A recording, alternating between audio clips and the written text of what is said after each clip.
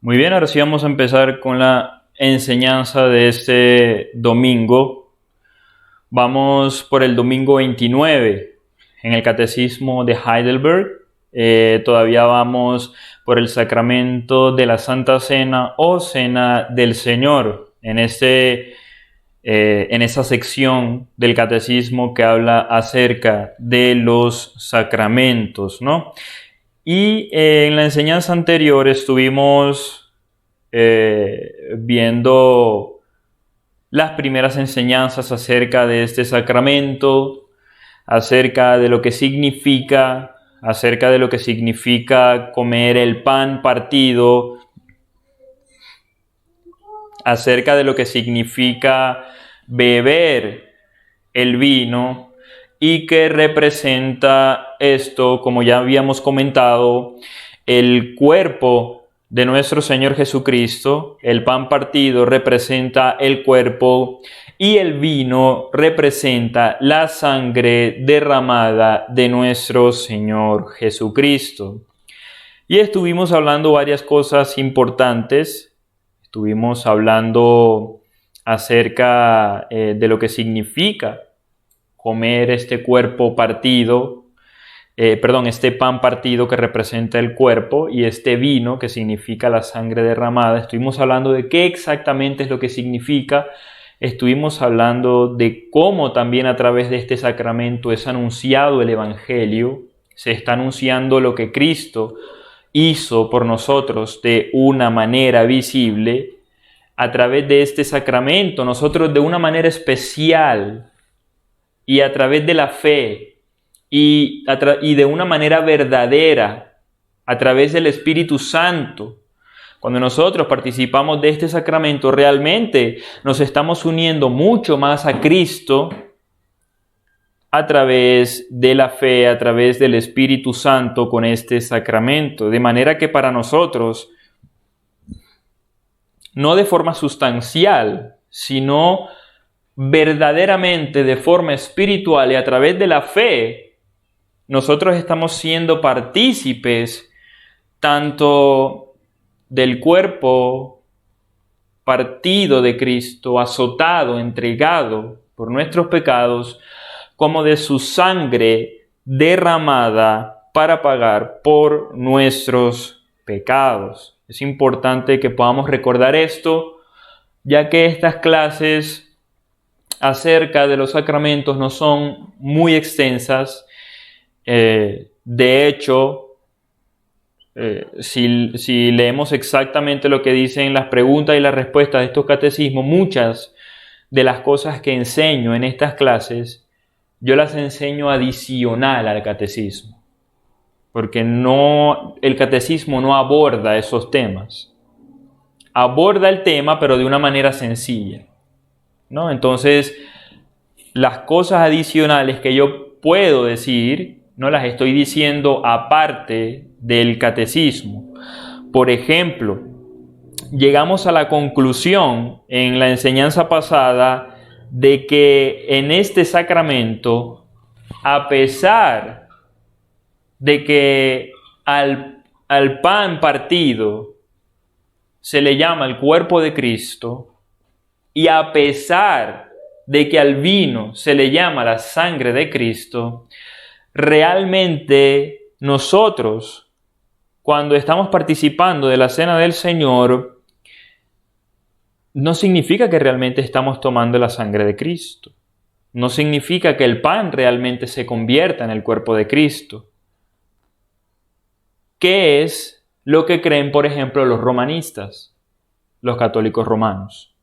¿Ok?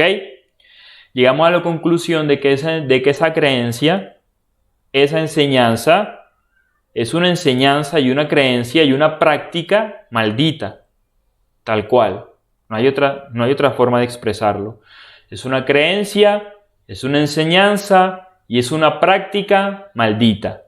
Creer que cuando yo tomo el vino realmente estoy bebiendo la sangre de Cristo, y creer que cuando yo como el pan de la Santa Cena realmente es el cuerpo de Cristo lo que yo estoy comiendo. Porque eso significaría que Cristo cada vez que va a haber una Santa Cena, Cristo está siendo sacrificado una y otra y otra y otra y otra vez por los pecados, como se hacía en el Antiguo Testamento. Los animales, el sacerdote tenía que sacrificar animales, bueyes, ovejas, todo tipo de animales, derramamientos de sangres para el perdón de los pecados. Y esto se hacía una y otra vez. ¿Por qué? Porque no había llegado el sacerdote perfecto, que es Cristo. El sacerdote perfecto, que es nuestro Señor Jesucristo, el que intercede por nosotros ante el Padre, Él trajo una sola ofrenda perfecta por todos los pecados de sus escogidos. Y esta ofrenda fue la ofrenda de su propio cuerpo, y esta ofrenda fue la ofrenda de su propia sangre derramada por nuestros pecados.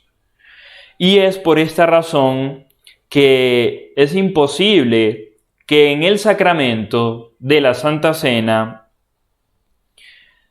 realmente el pan y el vino puedan convertirse en el verdadero cuerpo de Cristo y en la verdadera sangre de Cristo, porque Cristo no puede sacrificarse de nuevo por los pecados, porque Cristo, siendo verdadero hombre y siendo verdadero Dios, se ofreció una sola vez y para siempre por los pecados de todo el mundo. Por lo tanto, el sacramento de la Santa Cena o de la Cena del Señor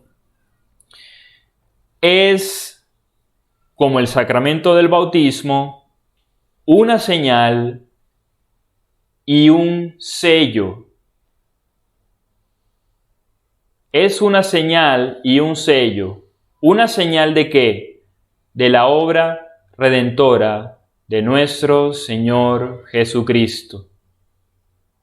Es una señal de la obra redentora de nuestro Señor Jesucristo y es una señal y un sello, es decir, algo que garantiza, es como un sello de garantía que testifica que realmente Cristo pagó por nuestros pecados y que realmente por su gracia y a través de la fe nosotros estamos en Cristo, perdonados en Cristo, redimidos en Cristo, por su gracia y por el sacrificio que Él realizó. Correcto. Nosotros estábamos hablando también acerca de que quienes reciben este pan y este vino que representan el cuerpo y la sangre de nuestro Señor Jesucristo son culpables del cuerpo y de la sangre de Cristo. Llegamos a la conclusión de que un creyente debe examinarse muy bien antes de acercarse a la cena del Señor. Un creyente debe examinarse muy bien antes de acercarse a la cena del Señor. Y esto sí lo quiero leer rápidamente en Primera de Corintios. Primera de Corintios.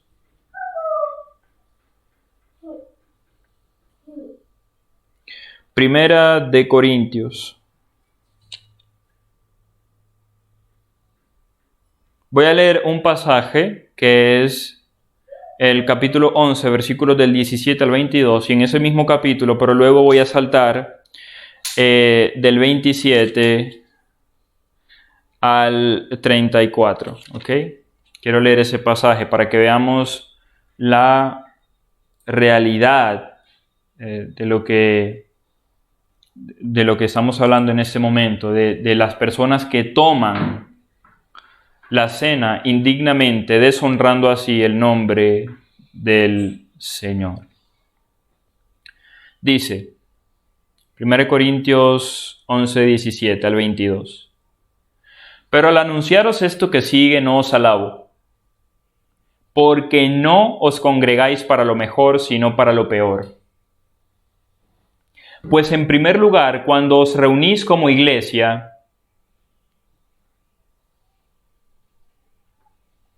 oigo que hay entre vosotros divisiones, y en parte lo creo, porque es preciso que entre vosotros haya disensiones para que se hagan manifiestos entre vosotros los que son aprobados.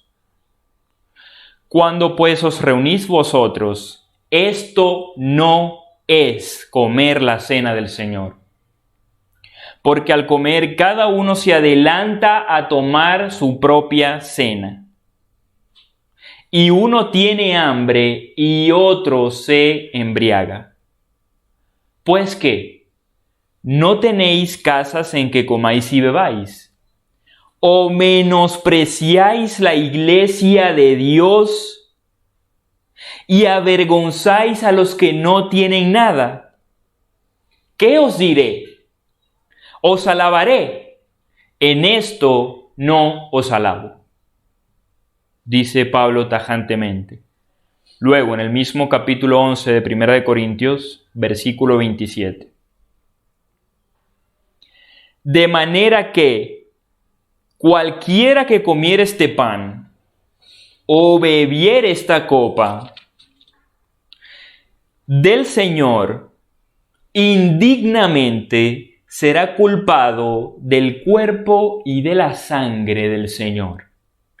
Por tanto, pruébese cada uno a sí mismo y coma así del pan y beba de la copa, porque el que come y bebe indignamente, sin discernir el cuerpo del Señor, juicio come y bebe para sí.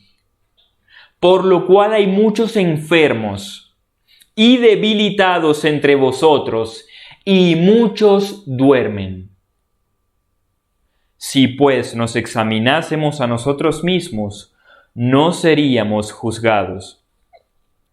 Mas siendo juzgados, somos castigados por el Señor, para que no seamos condenados con el mundo.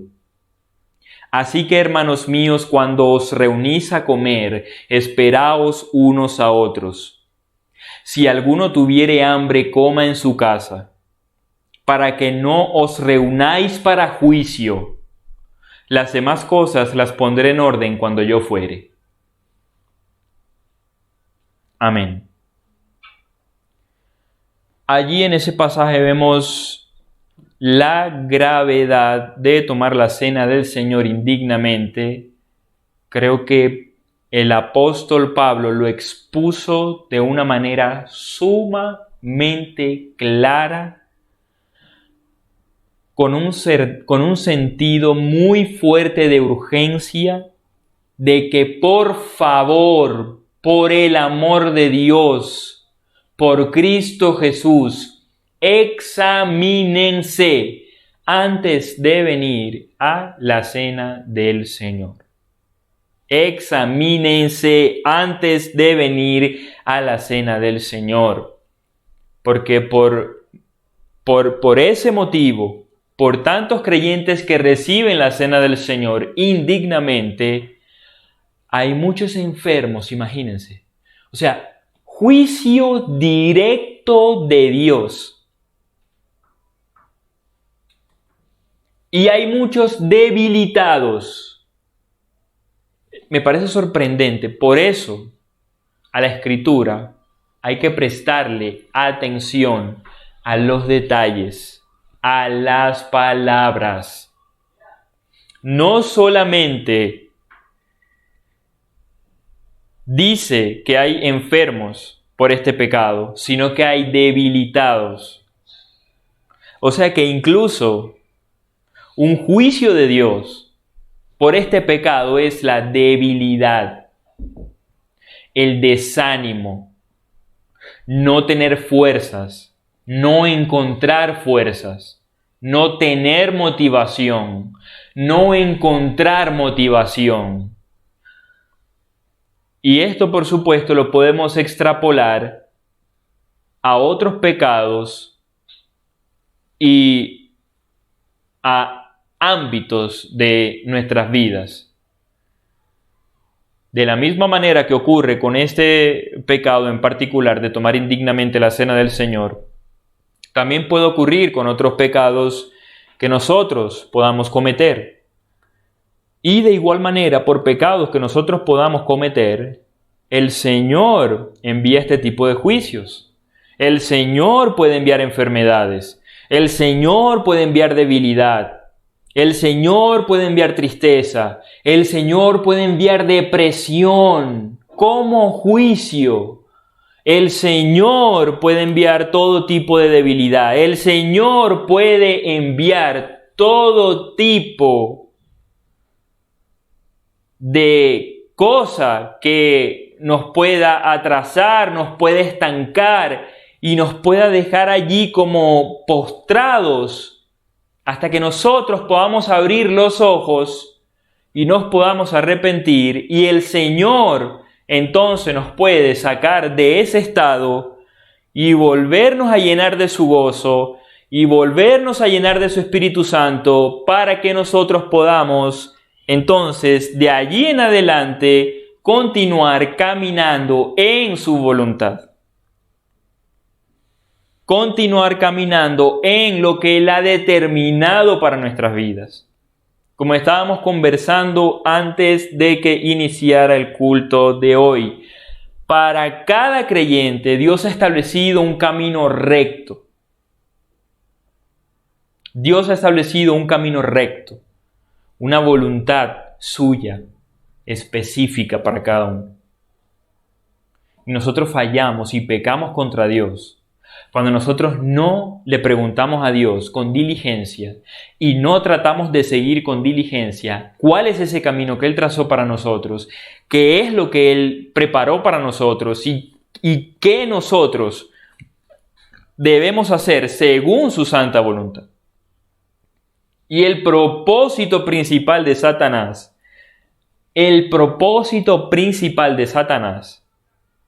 su misión principal para cada uno de los cristianos es desviarlos del propósito que Dios tiene en sus vidas.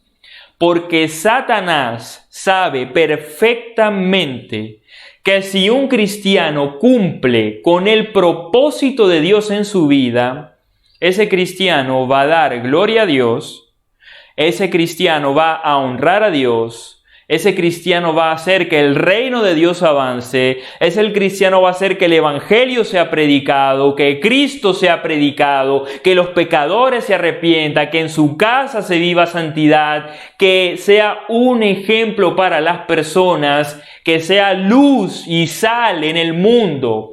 Satanás sabe que si un cristiano sigue ese camino recto, derecho que Dios preparó para su vida va a ser completamente para la gloria de Dios.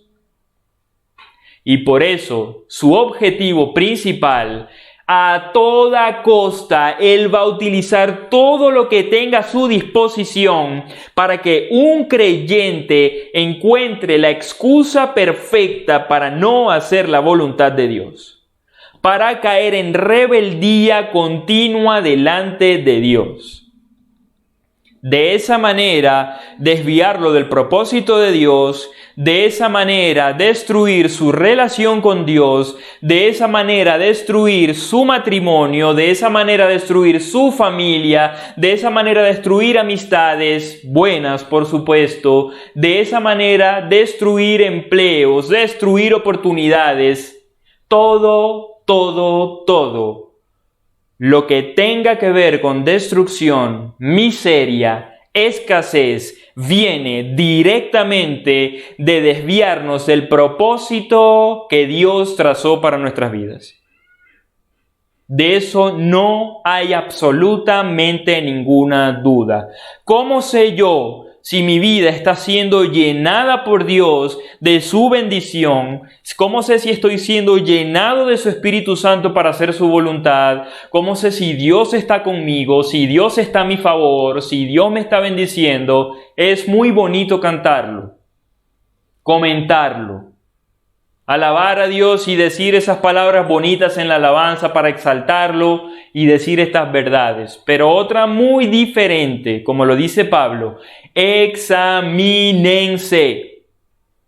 ¿En tu vida de verdad está sucediendo lo que estás cantando o simplemente estás siendo rebelde al propósito y a la línea recta que Dios trazó para tu vida? Debemos examinarnos porque, como dice la Escritura, Satanás vino para matar, para hurtar y para destruir. Y no hay camino intermedio. No hay. O estamos en el camino recto que el Señor nos preparó, o simplemente vamos a estar dando vueltas en círculos y en rebeldía contra Dios, mientras el Señor nos sigue castigando, maldiciendo, enviando enfermedad, enviando juicio, y no nos protege, y no nos guía, y no tenemos su luz, y no tenemos sabiduría para decidir, y no tenemos su luz para hacer las cosas. ¿Por qué? La razón es que te has apartado del camino derecho que Dios preparó delante de ti. Por eso no hay luz, por eso no hay dirección, por eso no hay bendición, por eso no se ve ningún tipo de cambio, por eso lo que hay es estancamiento. Y todo eso por algo tan sencillo, porque lo hacemos muy sencillo: ignorar y ser rebeldes a la voluntad y al destino que Dios preparó para nosotros. Todas estas cosas las estuvimos mencionando el domingo anterior, que fue el domingo 28 del Catecismo de Heidelberg, que son muy importantes. Otra de las cosas muy importantes que estuvimos mencionando, que casi ya se me pasa por alto, es que este sacramento del Señor es para los creyentes. Y ningún ministro tiene el derecho, ningún ministro tiene la autoridad de cambiar lo establecido por Cristo. Cristo mismo instituyó que este sacramento es para todos los creyentes, todos los creyentes, todos los que se han arrepentido de sus pecados, todos los que han recibido a Cristo con verdadera fe y están en la iglesia y se bautizaron y se arrepintieron de sus pecados, recibieron el sacramento del bautismo, todos tienen el derecho dado por Cristo mismo de participar de la cena del Señor. Ahora bien, ¿cuál es la advertencia? La que ya acabamos de mostrar a través de la Escritura. Examínense, esa es la advertencia. Si tú eres un creyente, si tú recibiste el sacramento del bautismo, no te puedo negar, yo como ministro no te puedo negar la cena del Señor. No te la puedo negar. Ya eres tú responsable delante de Dios si estás recibiendo la cena del Señor dignamente o indignamente. Ya es completamente tu responsabilidad. Yo como ministro estoy limitado a hacer lo que Cristo me mandó a hacer, porque la iglesia es de Cristo, el ministerio que tengo es de Cristo, y cualquier tipo de autoridad o de privilegio que podamos tener es de Cristo, viene de Cristo y es para la gloria de Cristo y para el bien de su pueblo. Allí no hay ningún tipo de confusión al respecto. Además, por supuesto, los que reciben la cena del Señor indignamente no solamente son castigados por Dios, sino que además no reciben el beneficio espiritual de participar de la cena. Básicamente, recibir la cena indignamente es como no recibirla. Y además de que no la recibes, estás siendo castigado. Porque el que come la cena del Señor indignamente, el que come el pan partido y bebe de la copa, no, es como si no participara, no recibe los beneficios ni las bendiciones de la cena del Señor. No los recibe. En cambio, todos los beneficios y las bendiciones espirituales, la unión con Cristo, las reciben aquellos que reciben este sacramento como dignamente, habiendo arreglado cuentas con el Señor, habiéndose arrepentido de sus pecados, habiendo cambiado su vida, habiendo una conversión real en su vida, habiendo arreglado en su vida todo lo que tenga que arreglar y lo que pueda arreglar con cualquier persona, siendo de verdad diligentes en buscar la perfección delante del Señor. Entonces,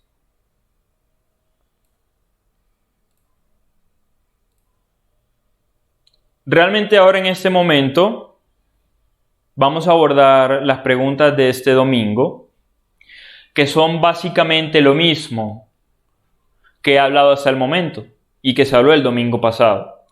Es como que lo reitera. Es una reiteración.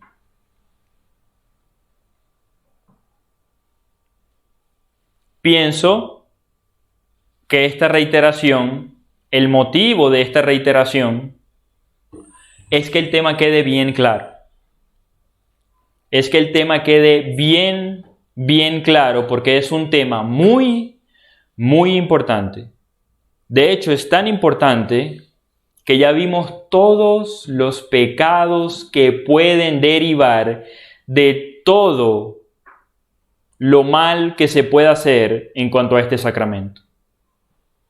Vimos, por ejemplo, también el pecado de los romanistas, el pecado de creer, enseñar que el pan partido y el vino se convierten realmente en el cuerpo y en la sangre de Cristo.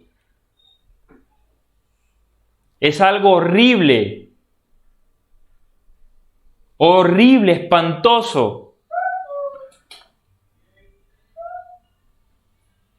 Es un pecado realmente desagradable delante de Dios, repulsivo delante de Dios, que lo que hace es deformar el significado del Evangelio.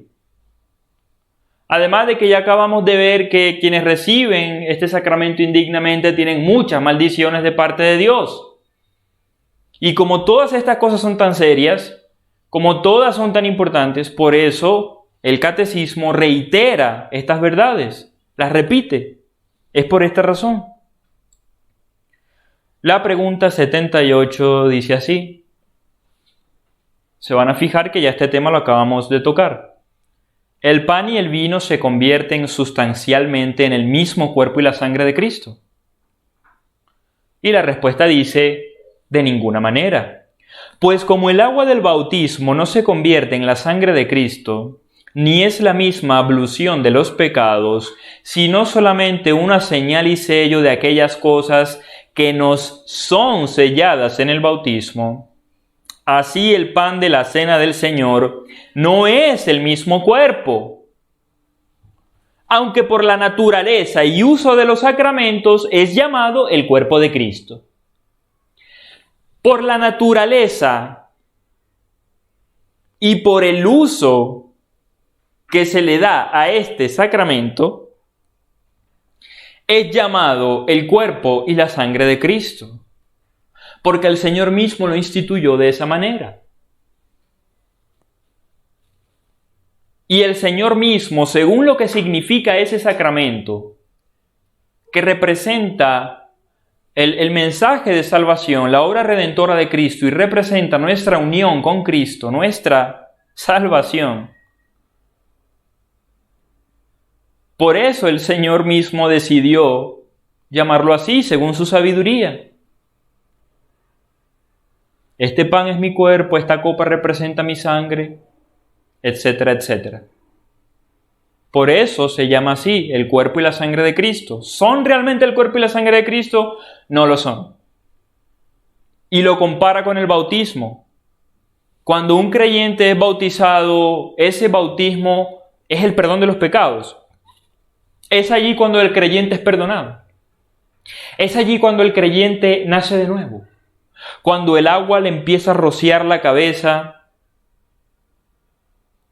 o dependiendo de la iglesia donde se encuentre, cuando es sumergido en el agua y ya se sumergió en el agua, por todo su cuerpo el agua y ya se levanta del agua, allí significa que ya sus pecados fueron limpiados. ¡No! Esto es una señal, esto es un sello que significa que nosotros morimos con Cristo y resucitamos con Cristo. Que significa que morimos al pecado y ahora vivimos para Cristo. Que significa que antes, como Pablo lo dice en Romanos capítulo 7, antes éramos de un marido.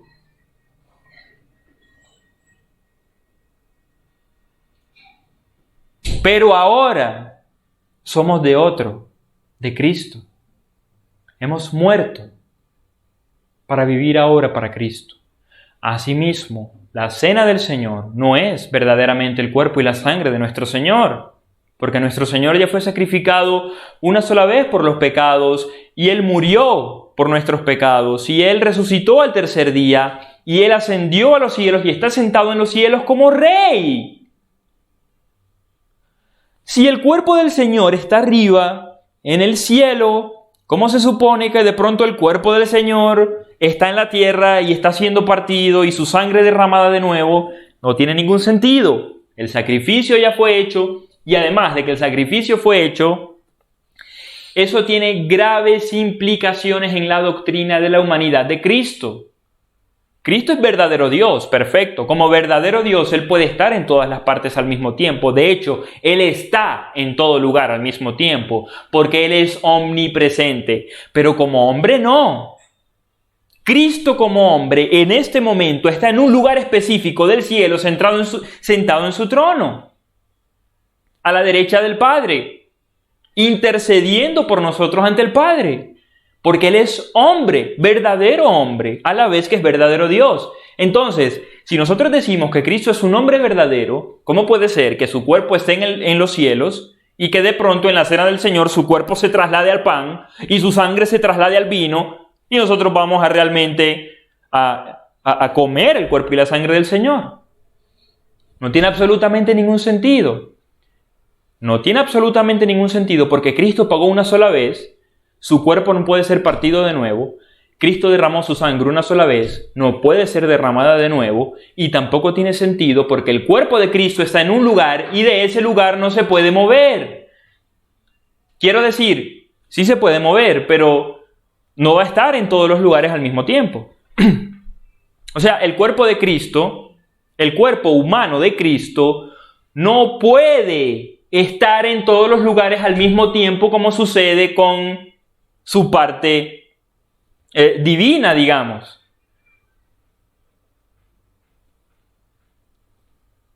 Y esto debe quedar muy claro. Muy, muy claro. De hecho, si hay una de las cosas que más nos separan del romanismo, si hay algo que realmente nos separa de los católicos romanos, es que ellos creen eso. Ellos creen eso. Que el pan, la hostia, el pedacito de pan, la telita de pan o lo que sea, realmente se convierte en el cuerpo de Cristo. Y que el vino realmente se convierte en la sangre de Cristo. Y el Señor para ellos, cada domingo, en la cena, en la Santa Cena, es sacrificado una y otra vez. Es una idolatría maldita. Es una herejía. Es una blasfemia. Es un pecado horrible. Y esta es la importancia de que el pueblo de Dios tiene que estar instruido Como dice en Oseas, mi pueblo fue destruido porque no tuvo conocimiento, porque le faltó conocimiento. Por eso el pueblo de Dios debe ser instruido en doctrina. Porque si el pueblo de Dios no es instruido en doctrina, si el pueblo de Dios no conoce estas cosas, el pueblo de Dios puede caer en estos pecados sin saberlo, y van a ser juzgados. Van a ser juzgados por el Señor. Pero si sabemos, si lo entendemos, entonces vamos a tener la luz de Dios para discernir lo que es correcto, lo que a Dios le agrada y lo que a Dios no le agrada. Por eso es muy, muy importante este tema. Demasiado importante, la verdad. Pregunta 79. ¿Por qué llama Cristo al pan su cuerpo y a la copa su sangre, o el Nuevo Testamento en su sangre, y Pablo al pan y al vino la comunión del cuerpo y la sangre de Cristo? Fíjense, ¿no? ¿Por qué el catecismo lo reitera una y otra vez? Para que esto quede muy claro, porque tú le pudiste haber explicado a la persona en la pregunta anterior, le pudiste haber explicado lo que ya hemos venido hablando, pero esa persona, así como sucede en el catecismo, te puede replicar. Ok, tú me estás explicando eso, pero yo agarro la Biblia y Cristo mismo es el que le está diciendo al pan que es su cuerpo, y Cristo mismo es el que le está diciendo al vino que es su sangre, y además el apóstol Pablo también al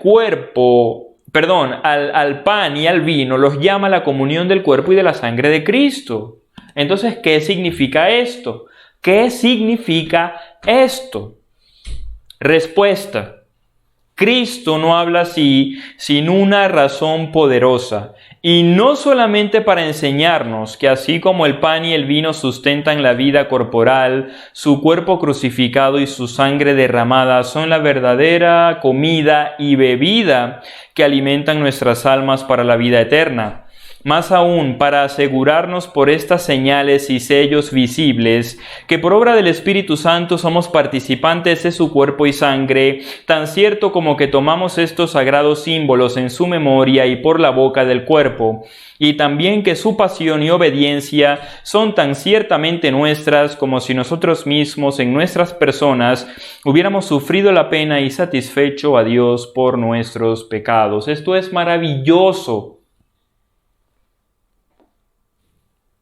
El pan y el vino no se llaman el cuerpo y la sangre de Cristo porque realmente sean el cuerpo de Cristo, sino por unas razones muy, muy, muy poderosas. Así como realmente la comida y la bebida alimentan el cuerpo, así a través de este sacramento, nuestro Señor Jesucristo alimenta nuestras almas, alimenta nuestro espíritu para la vida eterna. Es decir, acercándonos más a Él, haciéndonos a su imagen, alimentándonos con su palabra, con su evangelio, con su presencia, con nuestra unión con Él, alimentando nuestras almas. Fíjense el significado tan maravilloso que tiene este sacramento. A través de este sacramento el Señor lo instituyó así, como una cena. Lo instituyó de manera que nosotros tuviésemos que comer el pan y que nosotros tuviésemos que tomar esta bebida, el vino, el pan que representa su cuerpo y el vino que representa su sangre, porque Él realmente está alimentando nuestras almas, uniéndonos a Él, recordándonos y sellando en ese momento su evangelio, su obra redentora, su sacrificio, su obediencia perfecta. De la misma manera que ocurre con el bautismo, tan cierto como que como el pan y tomo el vino, así de cierto el Señor Jesucristo tomó mi lugar cuando pagó por mis pecados, tan ciertamente como si yo mismo hubiera ya salido de esa pena eterna. Como si yo mismo hubiera satisfecho la justicia de Dios. Como si yo mismo lo hubiera hecho. Nuestro Señor Jesús lo hizo por nosotros. Él pagó por nuestros pecados. Él derramó su sangre. Y yo estoy tan unido a Él, de una manera tan estrecha, que cuando yo participo de la cena del Señor, yo estoy unido a Él en su muerte. Yo estoy unido a Él cuando Él pagó por mis pecados. Y yo estoy unido a Él cuando Él obedeció perfectamente en mi lugar. Y Él me dio de su justicia tan perfectamente, y Él me hizo partícipe de su perfección y de su justicia tan perfectamente, que es como si yo mismo nunca hubiera cometido ningún pecado, como si siempre hubiese obedecido al Señor. Porque Cristo tomó mi lugar. Él me ha vestido de su justicia, Él me ha vestido de su perfección, Él me ha vestido de su santidad. Yo no tuve que aportar nada, porque yo no podía aportar nada, porque lo único que había en mí era pecado, lo único que había en mí era maldad. Y el Señor Jesucristo lo hizo todo por mí. Pagó por mis pecados y obedeció perfectamente la ley del Señor en mi lugar para yo poder ser salvo. Tomó mi lugar para salvarme, para que de ahora en adelante yo viva en perfección delante de Él. Esto también es un recordatorio. La cena del Señor es un recordatorio de nuestro propósito en la vida. Cuando nosotros participamos de la cena del Señor, nosotros tenemos que recordar el Evangelio perfecto y nuestra unión con Cristo perfecto, pero esto nos debe llevar a un esfuerzo en nuestras vidas por dedicarnos al Señor, dedicarnos a su servicio, dedicarnos a la obediencia, dedicarnos a servirle a su pueblo, porque Él derramó su sangre por nosotros, y si Él derramó su sangre por nosotros, Él es digno de recibir la gloria, la honra y la alabanza en santidad. Él es digno de que le sirvamos en santidad. Él es digno de que le sirvamos en amor. Él es completamente digno de que nosotros entreguemos todas nuestras vidas completas delante de Él, porque Él es nuestro todo. Él es nuestro todo. Eso nos debe humillar. Eso es un momento de reflexión, de profunda reflexión, y por eso el Señor alimenta nuestra alma con la cena del Señor. Cuando participamos de este sacramento, nosotros debemos reflexionar y arrepentirnos y decir: Señor, en este momento recuerdo a través del sacramento, a través del pan, a través del vino, que tú diste tu vida por mí, que yo estoy unido a ti, que tú me has dado vida eterna y que por lo tanto yo no me pertenezco a mí mismo, yo me pertenezco a ti, yo te pertenezco a ti, Señor. Yo soy tuyo, yo debo vivir para ti. Toda mi vida la quiero dedicar a ti en agradecimiento y en amor a ti, Señor, porque tú me amaste primero. Tú, Señor, me amaste primero. Gloria a nuestro Señor Jesucristo.